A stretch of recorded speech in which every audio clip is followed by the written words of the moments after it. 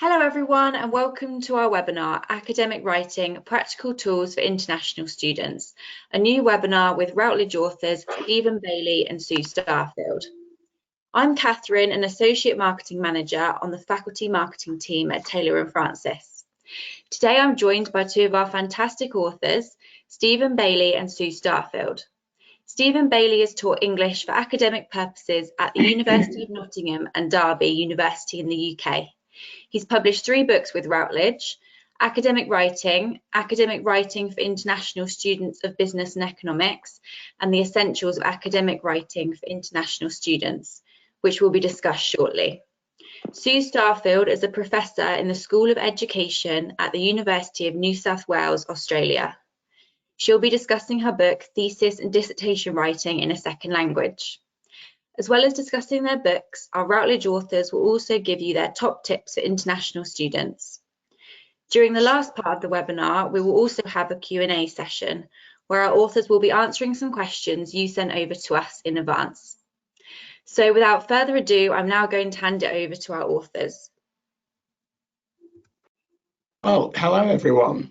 I'm Stephen Bailey, and I'm going to talk about my 3 books on academic writing, which, as you can see, are Academic Writing, a handbook for international students, Academic Writing for International Students of Business and Economics, and The Essentials of Academic Writing for International Students. And these 3 books are the product of my experience of teaching English for academic purposes in Malaysia, where I was preparing students planning to study mainly in the USA, also in the Czech Republic, in Prague, where I was teaching students who were heading mainly for European universities, and also in Britain at the University of Nottingham, where we welcome students from all around the world.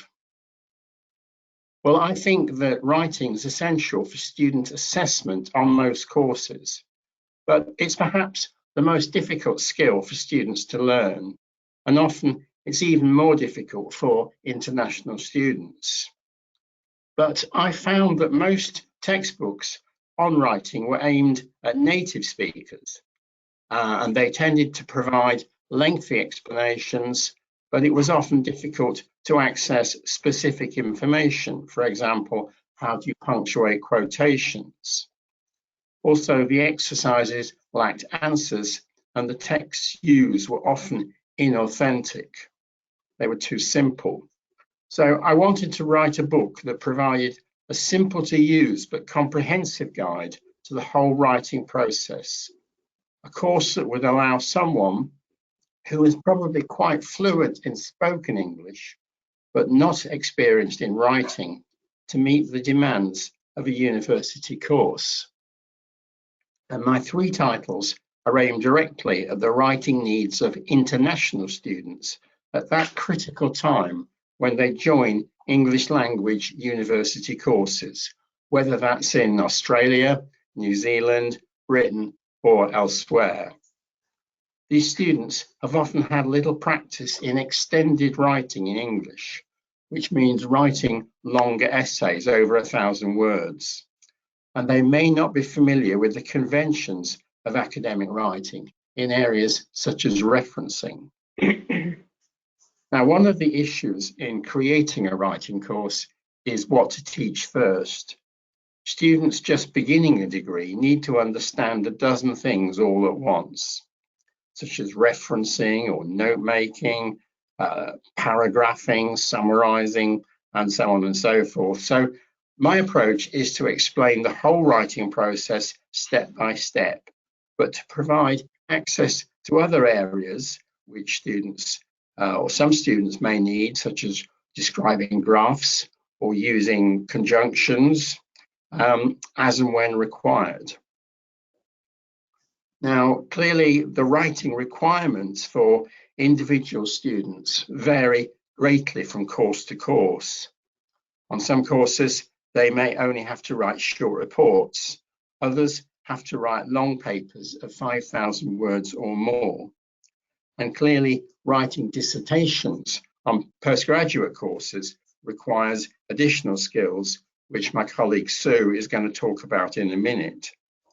But in every case, how students learn writing skills depends how much time they have available. Some may be able to take 3 months or longer pre-sessional courses, if they're lucky, while others may only have time for in-sessional courses or even for self-study. However, there are some issues which are common to most students, whether they're home or international. Their teachers are frequently concerned that they do not fully answer the questions they're given, that they do not balance the sections of their work well, and that they do not use references correctly, creating the risk of plagiarism. In fact, these are all connected to the difficult transition from school to university, when students have to move from being closely guided by their teachers to being much more independent learners. Well, my books provide a guide to the whole writing process, starting with basic issues such as what is an essay, what's a paragraph, what is plagiarism, and then going through the stages of writing such as reading, note-making, summarizing, and so on, right up to editing and proofreading your work. And the method of the courses is to involve students in discussing the topics, either in pairs or groups, and then to complete the writing exercises right from the beginning, doing practical tasks which can be checked against the answer key. There's clearly some special challenges for international students with their written work, and these key concerns are met in sections dealing with topics such as vocabulary, style, pronunciation, use of articles, along with models of common writing tasks, which most students have to do, like literature reviews or case studies. The books are flexible enough to be used by both undergraduate and postgraduate students in a wide range of disciplines. The authentic academic texts are taken from a variety of subjects, including law, medicine, engineering, and social sciences, while business and economic students have their own book, Academic Writing for International Students of Business and Economics, which has a more specialized text and vocabulary. The third title, The Essentials of Academic Writing for International Students, is a condensed version of the main title, following the same basic structure and including most of the elements, but it's less comprehensive. So perhaps it's ideal for a short writing course of a month or so. Well, all parts of the books can either be studied in the classroom with a teacher or by oneself. And finally, the academic writing books are constantly being revised to keep them up to date, and they reflect current concerns in writing, such as reflective writing, which is increasingly demanded on many courses. The main title, for example, is currently in its 5th edition. So looking back to my original aim, I think that these books have achieved what I set out to do and have helped more than 250,000 students successfully progress their academic studies. Now I'd like to hand over to Sue Starfield, my colleague, who's going to talk about her book. Thank you, Stephen. Hi everyone, I'm Sue Starfield. I co-wrote thesis and dissertation writing in a second language, a handbook for students and their supervisors, with my colleague, Brian Poltridge. The second edition came out in 2020 and has been extensively updated. The idea for the book came from our experience of developing and running courses in thesis writing over many years, and also from our experience as supervisors of doctoral students. Although the book is aimed explicitly at students writing in English as a second language, many native English speakers tell us that they have found the book extremely helpful too. Writing a lengthy doctoral dissertation or thesis is challenging, whatever one's background, but writing it in a language that's not your first language adds an additional layer of challenge. Our book aims to unpack many of the tacit expectations of thesis writing at the doctoral level that students are often not aware of.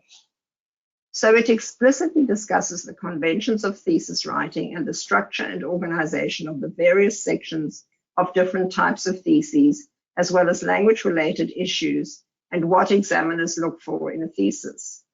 The book is based on extensive research, but has a very practical orientation too. Each chapter includes activities that students can work through on their own or in class with an instructor. Many chapters have a language and genre focus. Alternatively, a thesis supervisor could suggest specific chapters or activities to their students at specific stages of writing the thesis. For example, some of my colleagues here recommend that their PhD students read the chapter on writing the introduction before they write their own introduction, and so on with the other chapters. Many of the chapters provide annotated examples from successful doctoral theses that illustrate how the writers meet the examiner's expectations for specific sections of the thesis. Our book has 13 chapters. The first few chapters cover important background issues and introduce key themes. Chapter 2 sets the scene for international students writing a thesis in English and aims to help prepare them for their study in a new context, suggesting ways they can develop their language and communication skills, meet and engage with people from different cultural backgrounds, and begin to understand their supervisor's expectations. Chapter 3 focuses directly on issues in writing a thesis in a second language and identifies key factors in academic writing development that help build successful writers. Language issues are, of course, very important, but other factors such as resilience and organization, supervisor feedback, peer support networks, and developing an academic voice in thesis writing are also important. The chapter provides extensive advice on building your confidence as a writer and researcher, interacting with your supervisor to ensure you receive tailored feedback that supports your writing development, building academic arguments, and sounding more authoritative in your writing, as well as talking about the benefits of joining writing groups. Finding your voice and beginning to sound like an academic writer with something to say takes time and involves much reading, regular writing, and seeking feedback from your supervisors and peers. Our framework shows the key factors for writing development, which you can see in the slide from our book. In Chapter 4, we discuss how to put together a research proposal, including how to develop research questions and articulate the contribution that your study is going to make to your field. A PhD thesis should make an original contribution to knowledge, and in our book, we discuss ways you can indicate how your thesis does that, and what can count as a significant or original contribution. Chapter 5 presents the different options available for students when deciding on the overall shape and structure of their thesis.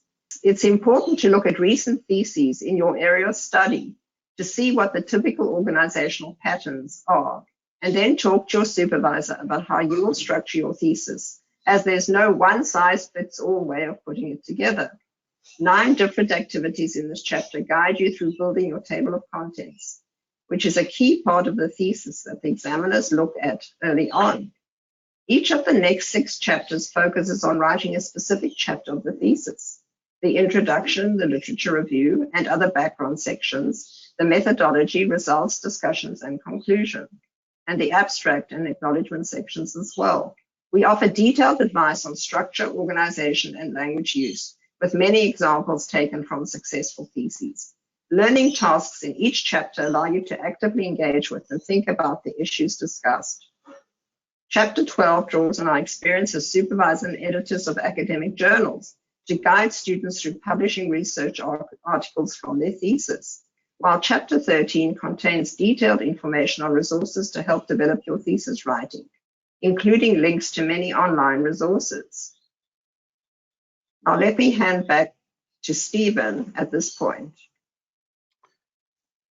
Hello again. These are my top tips for international students, in no particular order, But one thing I think that's very important is to remember that your teachers are on your side. They want to help you and they want you to succeed, but they can't help you if they can't understand your written work, or if you don't answer the questions they've given you to write about.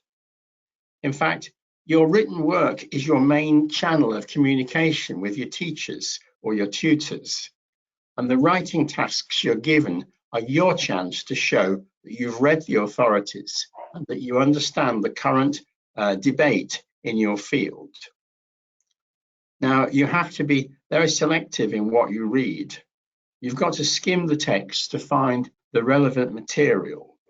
You don't have time to read widely at this stage for each task, especially as reading intensively can be quite a demanding activity. So you've got to focus on what is important. Academic journals are the main forum for discussion and debate in every field. You need to become familiar with them, the ones in your area. Although the articles may seem difficult at first, by reading them, you'll find out what is an acceptable style in your subject, though you are not expected to write in this way yourself. Titles tell you exactly what you have to write about. First, make sure you're clear about their meaning and plan your work so that the question is fully answered. And this is especially important in exams when time is limited. On the contrary, if you're given an extended writing task, maybe with a 2-month deadline, make a schedule for every week till the deadline. And most importantly, fix a date to start writing and keep to it. It may be tempting to make piles of notes, but piles of notes will not get you any marks. And the reason why it's important to start writing is because when you do, you'll be able to see if your ideas develop in a logical order and you can clearly express them. Writing tests your ability to explain your understanding of the subject. But if you do start writing too late, you may panic and not check your work carefully. Ideally, you should finish the first draft at least a week before the deadline. That gives you time to edit and proofread your work properly. But if you're not sure about anything, such as the style of referencing or even the typeface you're meant to be using, ask your teacher, because the requirements of your university course may be different to what you were used to in your previous school or college. So don't be afraid to ask and be clear. And another very important tip is not to leave submission until the very last minute. I had a case of this recently with my daughter, who had half an hour before the deadline to submit her essay and then discovered it was meant to be in a PDF format. And she was running around frantically trying to work out how to do this with minutes ticking away. So I suggest that you aim to submit your work the day before the deadline. You'll find it's much less stressful. Another important difference between school and university is that your teachers will expect you to take a critical attitude to your sources. This means you asking questions like, is this always true when you read? Or does this make sense in the light of my knowledge? In every subject, there are debatable issues, and you are expected to join the discussion right from the beginning. Plagiarism is one of the main concerns for teachers these days. Most university websites explain issues clearly, so get familiar with these guidelines. And finally, there seems to be a lot to learn before you can write confidently. But remember that once you've mastered the skills needed for effective writing, you will be able to use them in your future career for the rest of your life. Now, Sue is going to give us her tips. Thank you, Stephen.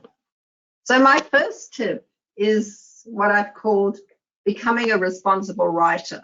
And I'm going to explain what I mean by this. An integral part of successful thesis writing is understanding the expectations of your audience. In this case, your readers and primarily your examiners and supervisors. Their expectations are in turn shaped by the discipline they're part of and the discipline's understanding of what makes a particular text successful. Above all, examiners appreciate what we call a reader-friendly text. What does this mean? Written academic English has been described as being writer-responsible. This means that our readers expect us to write clear, logical, well-organized sentences and paragraphs that help guide the reader through the text. This kind of writing is particularly important for a PhD thesis, which is typically about 80,000 words in length. Each chapter should have an introduction which overviews or previews the chapter, mini reviews or summaries in the course of the chapter that remind the reader of what has been argued, and then a short conclusion review at the end of the chapter that also tells the reader what the next chapter will be about. Students who come from a language that is considered more reader-responsible may initially find the more writer-responsible approach to English quite a challenge at first. In these languages, it is actually considered a bit insulting to give your reader too much explicit guidance. But don't despair. Keep reading and writing, getting feedback from your supervisor and your peers, and redrafting, and you'll gradually develop a style that provides clearer signposting for your readers. We need to tell our readers what is important in our study and why it's important. A really helpful resource that provides lots of examples of writer-responsible academic language is the Academic Phrase Bank, particularly the section on signaling transition. The link to this section of the phrase book can be seen on your screen in the slide. Here are a few tips to develop your writing in a more writer-responsible way and make it more reader-friendly. This is what I suggest. Have a look at 3 recent theses in your field and ask yourself, is the writing and organization reader-friendly? If so, what are the features that make it reader-friendly? What kinds of signposting do the authors use? Look at headings and subheadings at beginnings and endings of chapters. How helpful is the table of contents in providing you with an overview of the structure and organization of the thesis? Identify the research questions and then see whether the writer addresses each one clearly in the discussion and conclusion sections. Can you clearly identify what the writer's contribution to knowledge is from looking at the thesis? My next tip is what I call making writing a habit. Now, thesis writers and academics frequently complain about not having enough time to write. They claim that if they only had more time, they'd have no problem writing. What we need to do, however, is to change how we use the time that we actually have. We need to think about making time rather than finding time. Building writing into your life and writing regularly is crucial to successful completion of your thesis. Researchers who have studied how successful academics write advocate what they call brief daily sessions. Brief daily sessions involve writing regularly, ideally on a daily basis, at a specific time and in a specific place, and typically for a specific time period. Adopting this approach helps integrate writing into your life. In other words, making it a behavior, something that you do regularly. Many writers struggle with writing as they erroneously believe writing is a creative and spontaneous act. In other words, they can only write when they are inspired. In fact, writing needs to become a habit. It is through writing regularly, ideally on a daily basis, that our inspiration will come as we build a writing routine. Developing a writing schedule, and I think Stephen also spoke about some of these issues, developing a schedule that you stick to can play a key role in getting those light bulb moments in which you do actually feel inspired. It can also reduce the likelihood of your thesis writing taking over your whole life as you schedule specific writing times rather than feeling that you need to be writing constantly, which is impossible and exhausting. If your current approach to writing is working for you, there's no need to change. If, however, perhaps you are feeling stuck, and that your thesis writing is not progressing as you'd like, consider trying snacking. That is regular writing, but for defined shorter periods of time. What causes problems for many writers is the idea that they can only write if they have large chunks of time. The kind of writing for extended periods of time, often in an attempt to meet a deadline, can become unproductive and exhausting and has been called binge writing. Obviously, complex, intricate thinking cannot be done in 15-minute snacks. However, a combination of larger time slots combined with briefer 30-minute slots may help. Scheduling regular writing times each week has been found by many writers to help their productivity. We advise writing frequently and regularly so as not to lose your momentum. Here are some key questions to help you develop a writing schedule. How much time do I want to spend writing each week? That is, how many hours per week? How long do I want each writing session to be? What time of day works best for me for writing? For example, am I a morning person? Do I write better in the afternoons or the evenings? What's the best place for me to write in? What are my A and B times for writing? A times are those times of the day when you feel at your writing best. These times should be used for writing and thinking, for generating ideas and text. B times are when you may be a bit tired, it may be a bit noisy, or you may be on a bus or a train, but there's still work you can do, like checking your references, updating your table of contents, or proofreading. Both of these times can be used productively. Thank you both for those great top tips. So now our authors will be answering some questions which we submitted at an earlier date by our customers. So the first question we have for Stephen is, given that my students often lack almost all writing skills, is there an order of corrective discussion that is more effective than others? There are issues of basic grammar that need correcting, as well as general writing structure that need to be addressed. It's overwhelming. Where should I start? Well, I think that's a really good question. It's a situation that many teachers experience when your new students seem to need to support in many areas at the same time, and it's really hard to know where to start. So clearly, it's got to be a matter of establishing priorities. And for me, the main focus has to be on the writing process. I've already talked about this, but it means teaching the stages of writing a report or an essay, from finding suitable sources right through to editing and proofreading. And it's on these stages and the skills required where I think you should spend the bulk of your classroom time at this stage, because it's important to see the process develop. And if you don't learn how to make notes effectively, or you can't paraphrase properly, you weaken the finished product. So that's why the first and main part of my books deal with this writing process. And then while that process is being taught, you can bolt on extra items, either for individual students to deal with, or something the whole class needs. For example, if you're teaching introduction writing, you may want to have a side session on writing definitions. A lot depends on future writing requirements. So a business student, for example, will need to write case studies, and you may want to have a look at those. You may want to teach particular genres of writing, or, for example, problem solution reports. And that's the second level of importance for me. And after that come the writing tools, topics such as punctuation or giving examples. Not all of these need to be taught in class. Students can use a book like Academic Writing for practice and reference.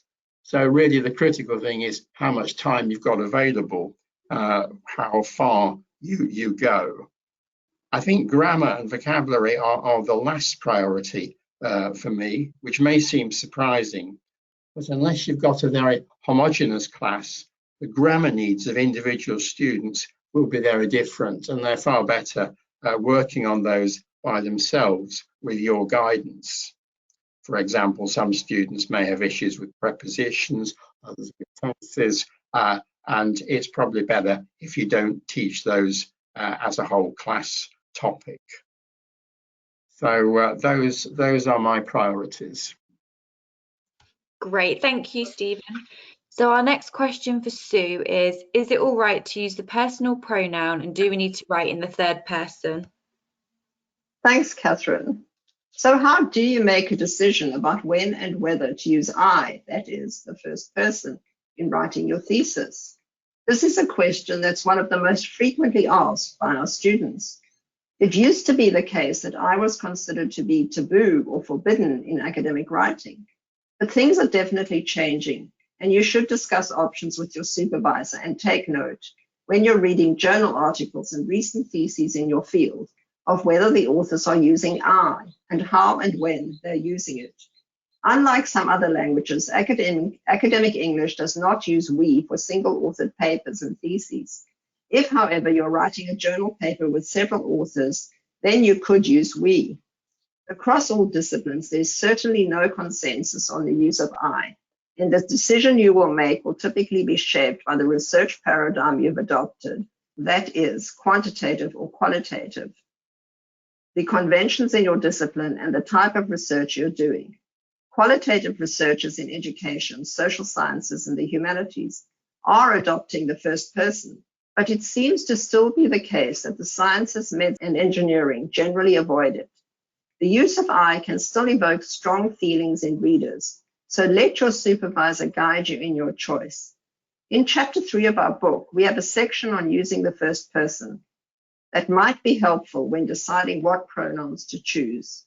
Thank you, Sue. So our next question is for Stephen, and it is, what are some of the best practices and teaching approaches to help international students understand and comply with the writing expectations about academic honesty, and ideas for teachers to help deal with plagiarism concerns, especially in the times of heavy online teaching?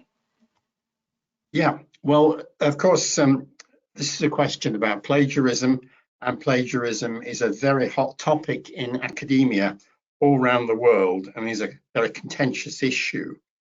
However, provided the main issues are explained clearly to students before they start their courses, a lot of difficulty can be avoided. I think most people are aware that plagiarism can be either voluntary or involuntary. In the first case, involuntary, students don't realize they're plagiarizing, and that may be because they don't know the rules. They don't know how to cite or reference correctly. So they must be taught what is and what isn't plagiarism. It's not just as simple as copying a paragraph off Wikipedia. But even when students know the rules, they may still be tempted to plagiarize due to lack of time to research and write. And of course, that's caused by not having and keeping to a schedule of work, which we've been talking about today.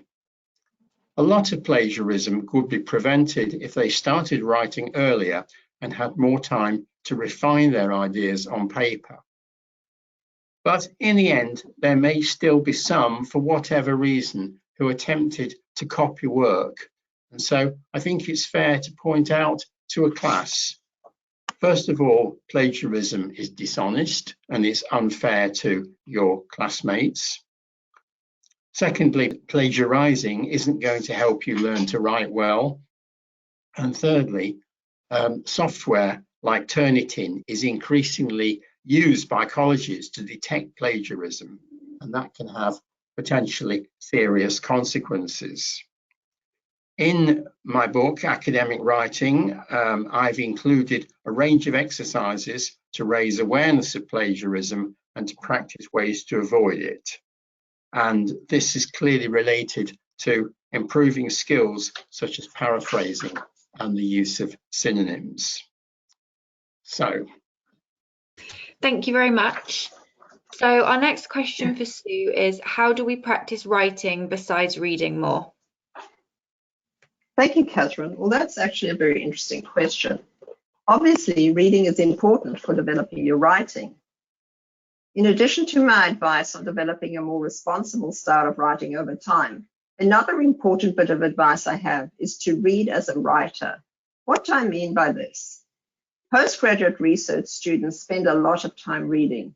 I think that they tend to read mostly to understand the content or subject matter of what they're reading. This is, of course, very important, but we can also improve our writing in our disciplinary area by spending some time examining how the writer we are reading has put their arguments together and structured their writing. Of course, I'm not recommending copying their ideas, but I am suggesting looking at words and phrases that are signposting the writer's arguments and helping to make the text more reader-friendly. This can help you expand your linguistic resources. A strategy you could try to help develop your writing is something that we call sentence skeletons. So how do you go about making a sentence skeleton? What am I talking about? Choose a paragraph that you like in terms of how it's written, in terms of the style. Then remove the flesh, that is the content of the bones of the paragraph that you'd like to use as a model for your own writing. You are left with a skeleton that you can use to build your own paragraph using your own disciplinary content.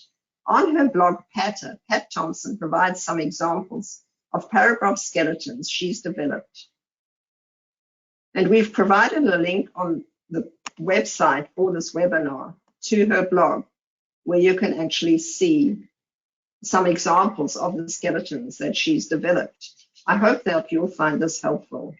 Another great source of sentence skeletons is the academic phrase bank that I mentioned just a little while ago. It's an excellent resource for developing your academic English that many students I know use very regularly. Great, thank you very much. So our next question submitted by one of our customers, which Stephen will be answering, is, I've been writing papers in English for the last 3 years. I even could publish some articles and chapters for books. However, I feel my style is elementary, and if I want to take it to another level, I need to make an effort. It does not flow naturally. How can I incorporate these sophisticated and academic structures, words, phrases, etc. in my everyday writing more naturally? Yeah, well, you ask about how to improve your style, which you feel is too basic. But I haven't seen your writing, but you do say that you could have some articles published. So clearly you must be a competent writer. It's obviously a feature of some academic journals that articles are written in very long paragraphs with very long and complex sentences, often with multiple clauses.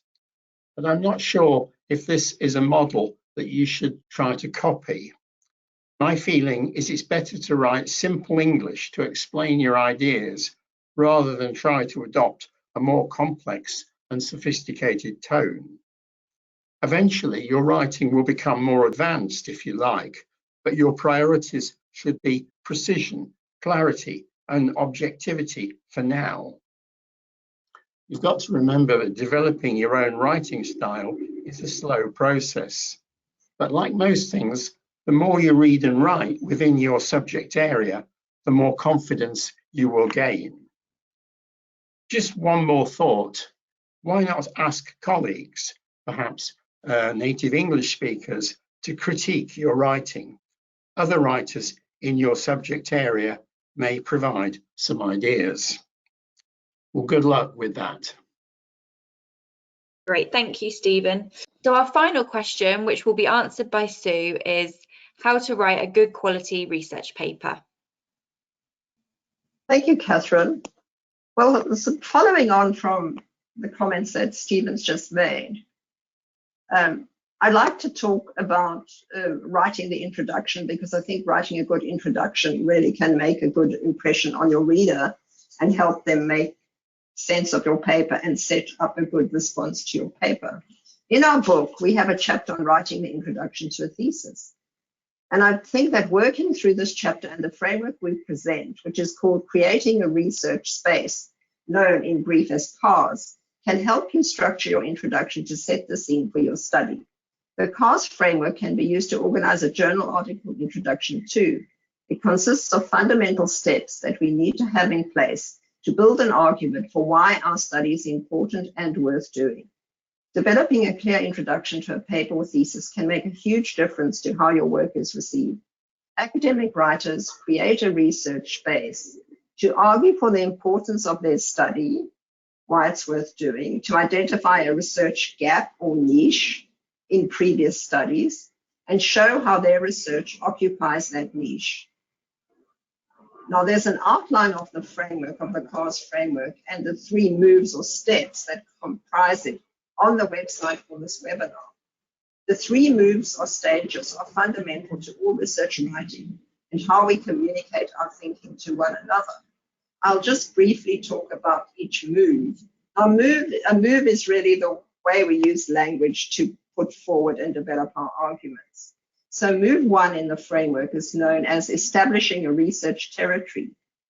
And we make claims that the general area that we're studying is important, central, relevant, or problematic in some way. And we say things like X plays a vital role in, X is important for human society, and those sorts of things. And when we go on and introduce some previous research in our field to show that we are an insider to the field and we know what the key issues are, but then in move 2, we go on to show that there's a gap or space or something that still needs to be investigated in this research and in this field. And you'll find typical phrases, however, very little is currently known about X, little attention has been paid to Y, and so on. And then we get move 3 called occupying the niche, where we talk about our specific study and how it's going to respond to this gap that you've identified. We outline the aims of our research or our research questions. We preview our findings very often, and we typically identify what the contribution of our study is to knowledge and what's significant about it. We'll overview the methods, and then I think virtually every PhD thesis introduction that I've ever looked at ends the chapter for the introduction with a preview of the whole thesis and little summaries of each of the chapters that are going to follow. So please do go onto the website and have a look at the model of the CARS framework that we've provided for you there. Thank you very much. So that brings us to the end of our Q&A and to the end of the webinar. Just want to say a massive thank you to our authors for answering these questions and being part of our webinar. And thank you to everyone for listening to our webinar, Academic Writing, Practical Tools for International Students. Hopefully you found this webinar useful and practical, providing you with a variety of tools which you can use in your academic writing in the future. If you have any further questions for our authors, any feedback or any ideas for future webinars, please do email our marketing team at hire.education@taylorandfrancis.com. Thank you for joining us.